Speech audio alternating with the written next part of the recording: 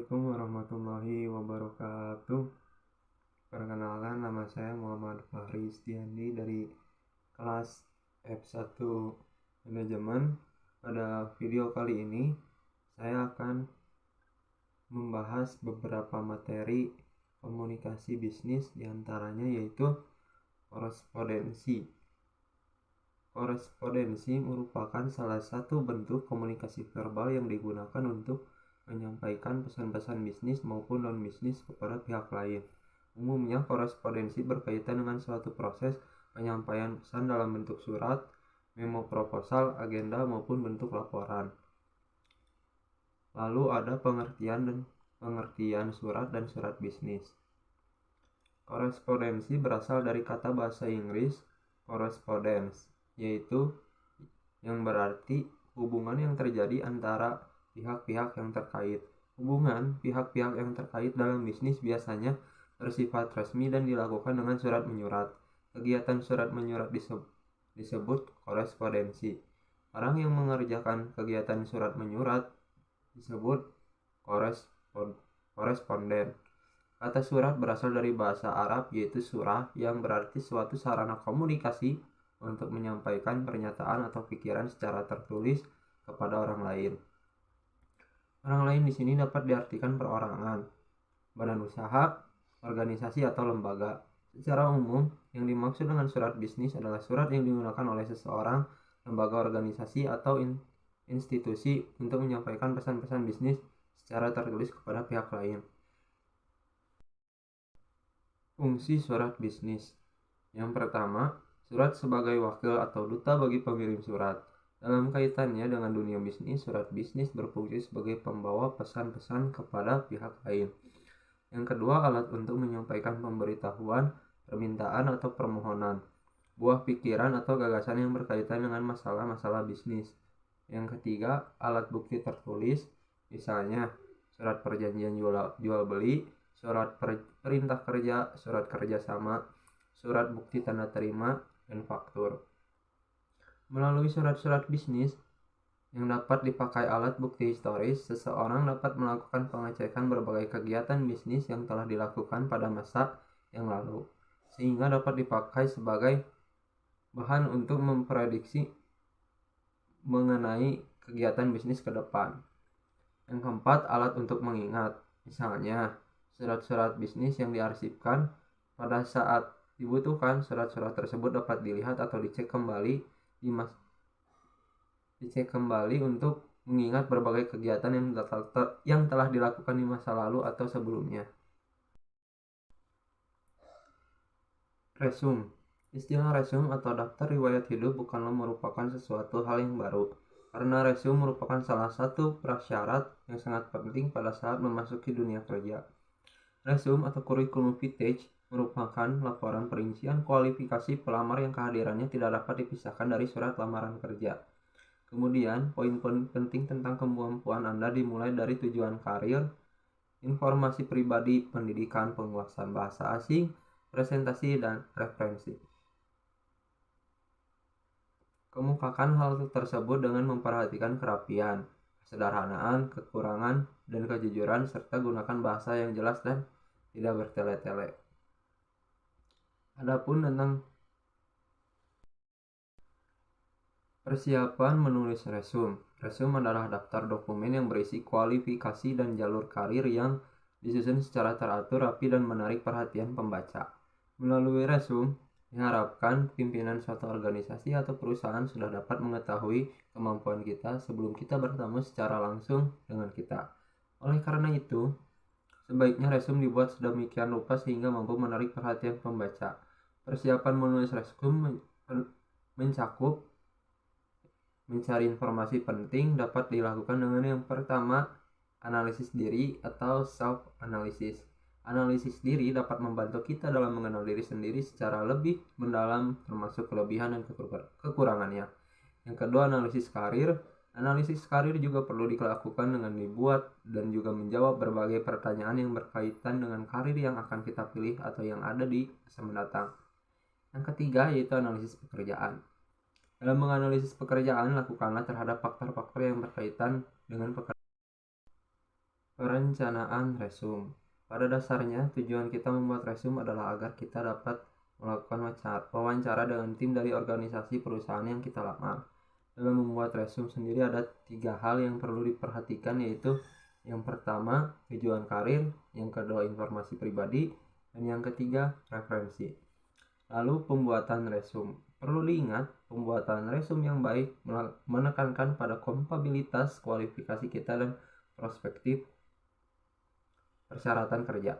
Secara umum, persyaratan resume mencakup seperti nama, alamat lengkap, tujuan kerja, kualifikasi, informasi pribadi, dan referensi. Pada bagian referensi, carilah orang-orang yang mengetahui mengenai kemampuan kita. Lalu pada bagian tujuan kerja harus terdapat pernyataan secara jelas apa tujuan pembuatan resume tersebut. Hal-hal yang termasuk informasi pribadi antara lain pendidikan, berbagai keterampilan, hobi, penghargaan, keanggotaan, asosiasi. Surat lamaran kerja. Surat lamaran kerja adalah surat yang digunakan oleh seseorang untuk melamar kerja pada saat organisasi yang membutuhkan karyawan atau pimpinan pada bidang. Hal-hal yang perlu diperhatikan dalam surat lamaran kerja. Surat lamaran kerja merupakan sarana untuk menjual potensi diri pelamar kepada organisasi atau perusahaan yang membutuhkan karyawan. Ada beberapa hal yang perlu diperhatikan dalam menulis surat lamaran kerja, antara lain: yang pertama, dalam menulis surat lamaran kerja sebaiknya menggunakan kata-kata yang sopan dan sederhana serta ringkas. Isi surat lamaran kerja pelamar dan keyakinannya bahwa bidang atau posisi pekerjaan yang dilamar sesuai dengan kemampuan, tingkat pendidikan, dan cita-cita pelamar. Yang kedua, surat lamaran kerja tidak boleh bernada meminta belas kasihan atau hal-hal yang cenderung merendahkan martabat pelamar sendiri.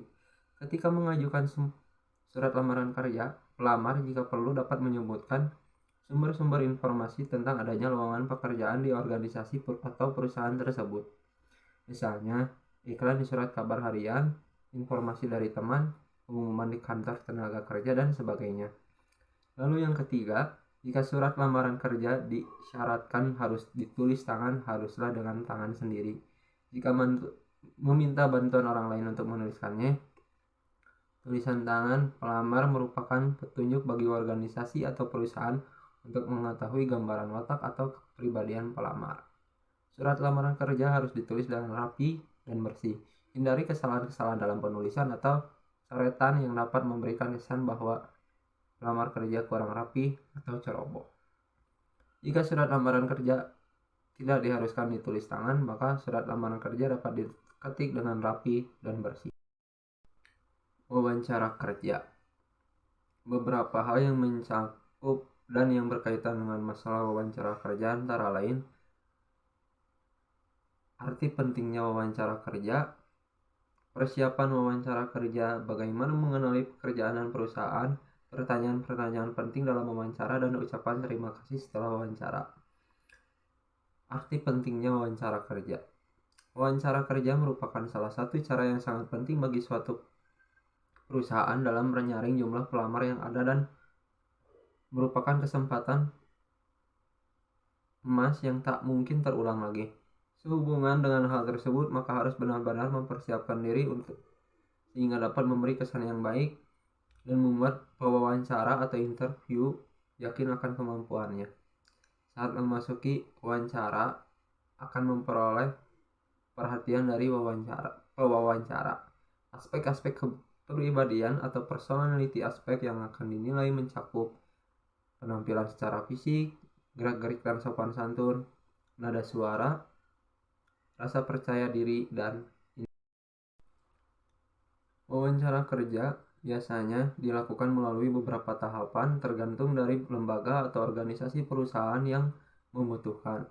Wawancara tahap awal sering disebut juga dengan wawancara pendahuluan. Pada tahap ini, wawancara yang dilakukan didasarkan pada surat lamaran dan resume yang telah dibuat oleh pelamar. Setelah wawancara pendahuluan, wawancara tahap berikutnya adalah wawancara seleksi, yang pada umumnya memerlukan waktu lebih lama daripada wawancara pendahuluan. Pada tahapan ini, calon pelamar akan ditanya berbagai hal mengenai latar belakang yang mencakup kualifikasi, pengalaman kerja, pelatihan, dan semangat kerja secara umum untuk memperoleh informasi penting bagi pewawancara agar sesuai dengan posisi yang dikehendaki oleh pelamar tersebut. Lebih lanjut, bentuk pertanyaannya lebih bersifat terbuka dalam artian bahwa pelamar diberi kesempatan seluas-luasnya untuk mengungkapkan latar belakangnya. Laporan dan proposal bisnis. Menurut Himstreet, laporan adalah pesan yang disampaikan secara sistematis dan objektif yang digunakan untuk menyampaikan informasi dari satu bagian organisasi kepada bagian lain atau lembaga lain untuk membantu pengambilan keputusan atau memecahkan persoalan. Berdasarkan definisi atau pengertian tadi, kita dapat melihat karakteristik laporan sebagai berikut. Yang pertama yaitu laporan umumnya diminta oleh orang yang memiliki kewenangan lebih tinggi. Artinya laporan tersebut ditujukan kepada atasan. Yang kedua, laporan berjalan ke atas dalam struktur organisasi. Artinya karena laporan memang dipinta oleh orang yang memiliki kewenangan lebih tinggi, maka secara struktural laporan itu naik ke atas. Yang ketiga, laporan ditulis secara sistematis, yang berarti dalam penyampaian pesan atau informasi digunakan sistematik tertentu dan diorganisasikan secara logis. Yang keempat, laporan menekankan objektivitas, yang berarti karena laporan dimaksud untuk membantu pengambilan keputusan atau penyelesaian masalah, maka dengan sendirinya laporan tersebut harus dibuat secara objektif. Yang kelima, laporan disiapkan untuk khalayak yang terbatas. Artinya laporan tersebut tidak untuk dibaca setiap orang, melainkan hanya mereka yang memiliki kewenangan dalam struktur organisasi atau lembaga bisnis. Presentasi bisnis. Tujuan presentasi bisnis. Secara umum, presentasi bisnis memiliki 4 tujuan pokok, yaitu yang pertama, menginformasikan pesan-pesan bisnis kepada audiens. Yang kedua, menghibur audiens. Yang ketiga, menyentuh emosi audiens. Dan yang keempat, memotivasi audiens untuk bertindak sesuatu. Persiapan presentasi bisnis. Persiapannya yaitu mencakup beberapa hal, antara lain penguasaan terhadap topik atau materi yang dipresentasikan, lalu penguasaan berbagai alat bantu presentasi dengan baik, dan juga ada menganalisis tentang audiens. Negosiasi bisnis. Suatu proses negosiasi selalu melibatkan dua orang atau lebih saling berinteraksi, mencari suatu kesepakatan kedua belah pihak, dan mencapai tujuan yang dikehendaki bersama kedua pihak yang terlibat dalam negosiasi. Salah satu tujuan orang bernegosiasi adalah menemukan suatu kesepakatan kedua belah pihak secara adil dan dapat memenuhi harapan atau keinginan kedua belah pihak. Dengan kata lain, hasil dari sebuah negosiasi adalah adanya suatu kesepakatan yang memberikan keuntungan bagi kedua belah pihak.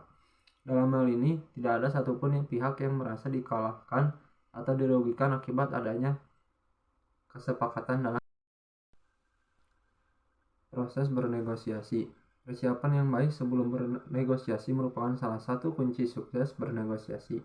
Persiapan yang asal-asalan tentu saja tidak akan memperoleh hasil yang optimal. Menurut Hartman, ada 4 poin penting yang perlu diperhatikan sebelum bernegosiasi, antara lain pencarian fakta terutama dari pihak lain, menafsir posisi lawan negosiasi, membuat perencanaan yang baik, dan memilih serta mengatur rapat bisnis. Rapat merupakan perkumpulan atau pertemuan minimal 2 orang atau lebih untuk memutuskan suatu tujuan. Rapat biasanya dihadiri oleh pimpinan dan stafnya, sedangkan bisnis adalah usaha yang menjual barang atau jasa yang dilakukan oleh perorangan, sekelompok orang atau organisasi kepada konsumen dengan tujuan utamanya untuk memperoleh keuntungan atau laba. Pada dasarnya, istilah rapat tentu bukanlah hal yang asing dalam dunia bisnis maupun non-bisnis. Baik yang berskala kecil, menengah, maupun besar, rapat yang mereka selenggarakan pada umumnya melibatkan 2 orang atau lebih untuk membahas sesuatu. Oleh karena itu, rapat bisnis didefinisikan sebagai bentuk pertemuan 2 orang atau lebih di suatu tempat. lebih baik di dalam maupun di luar kantor untuk membahas hal-hal yang berkaitan dalam kegiatan bisnis. Perbedaan rapat bisnis dengan rapat non-bisnis yaitu faktor yang membedakan rapat bisnis dengan rapat non-bisnis adalah tujuan atau orientasi penyelenggaraan sebuah pertemuan. Tentu saja rapat bisnis bertujuan dan berorientasi pada bisnis, sedangkan rapat non-bisnis berorientasi bukan pada bisnis. Misalnya untuk tujuan sosial kemasyarakatan, peningkatan pelayanan kesehatan, dan pendidikan. Laporan bisnis. Laporan bisnis adalah suatu laporan yang memiliki sifat netral, tidak memihak, memiliki tujuan yang jelas, dan berisi rencana penyajian fakta kepada seorang atau lebih untuk tujuan bisnis tertentu. Menurut Herta, Murphy, dan Weber, PH. Sedangkan menurut Street dan Betty, laporan bisnis adalah suatu pesan-pesan objektif yang disusun secara teratur yang digunakan untuk menyampaikan informasi dari suatu bagian operasional atau dari suatu institusi atau lembaga ke lembaga yang lain guna membantu pengambilan keputusan. Bagi suatu perusahaan, umumnya penulisan laporan bisnis digunakan untuk memenuhi berbagai keperluan antara lain. Yang pertama untuk memonitor dan mengendalikan operasional perusahaan. Yang kedua untuk mengimplementasikan kebijakan dan prosedur yang telah ditetapkan oleh perusahaan. Yang ketiga untuk memenuhi persyaratan hukum dan peraturan yang berlaku bagi perusahaan. Yang keempat untuk mendokumentasikan prestasi kerja yang diperlukan baik untuk keperluan internal maupun eksternal. Lalu untuk menganalisis informasi dan memberikan bimbingan bagi pengambilan keputusan atas isu-isu tertentu. Penulisan laporan formal. Laporan panjang sering disebut dengan laporan formal atau formal report. Secara umum, jumlah halaman laporan formal lebih banyak daripada jumlah halaman laporan singkat. Oleh karena itu, perencanaan dalam menyusun suatu laporan formal sangat penting. Dalam membuat perencanaan formal, banyak hal yang perlu dipertimbangkan, antara lain mendefinisikan masalah, membuat kerangka atau outline untuk melakukan analisis, menyusun rencana kerja, melakukan penelitian atau riset, dan menganalisis data. Praktek memimpin rapat. Pengertian rapat adalah sejumlah orang yang bertemu untuk melaksanakan bisnis. Rapat menurut Ken Davis adalah yang pertama untuk memperoleh partisipasi dan sambutan aktif. Lalu yang kedua, sarana untuk memperoleh informasi dan menghasilkan umpan balik. Yang ketiga, memungkinkan untuk memberikan kontribusi secara pribadi dan menghasilkan perasaan persahabatan. Lebih dari 40% jam kerja pimpinan dan manajemen perusahaan dipergunakan untuk memimpin atau menghadiri rapat. Jumlah kerja para eksekutif dan staf yang terpakai untuk menghadiri rapat kerja setiap tahun cukup substansial. Walaupun demikian, tidak sedikit pimpinan dan para anggota manajemen yang belum menghiraukan upaya untuk menyelenggara rapat kerja seefektif mungkin, sehingga menimbulkan banyaknya keluhan tentang efektivitas rapat-rapat di tempat kerja. Komunikasi dengan teknologi informasi. Teknologi informasi dapat didefinisikan sebagai teknologi yang melibatkan pengembangan, perawatan, dan penggunaan sistem komputer, perangkat lunak, dan jaringan untuk memproses dan mendistribusikan data. Teknologi informasi memiliki peran yang sangat penting dalam berbagai bidang, salah satunya dalam komunikasi, khususnya komunikasi bisnis. Di era informasi seperti sekarang, penggunaan teknologi informasi dalam komunikasi bisnis atau komunikasi bisnis lintas budaya tidak lagi menjadi pilihan, namun telah menjadi kebutuhan. Berbagai peralatan teknologi informasi dan komunikasi yang kita gunakan sehari-hari seperti microblog hingga virtual worlds yang juga digunakan dalam dunia bisnis. Penggunaan teknologi informasi dalam komunikasi bisnis atau komunikasi bisnis lintas budaya ditujukan untuk memperbaiki atau meningkatkan proses komunikasi itu sendiri. Peranan media sosial dalam komunikasi bisnis. Media sosial juga merupakan alat promosi bisnis yang efektif karena dapat diakses oleh siapa saja, sehingga jaringan promosi bisa lebih luas. Media sosial menjadi bagian yang sangat diperlukan oleh pemasaran bagi banyak perusahaan dan merupakan salah satu cara terbaik untuk menjangkau pelanggan dan klien. Sekian dari video kali ini, mohon maaf bila ada kesalahan. Wabillahi taufiq walhidayah. Wassalamualaikum warahmatullahi wabarakatuh.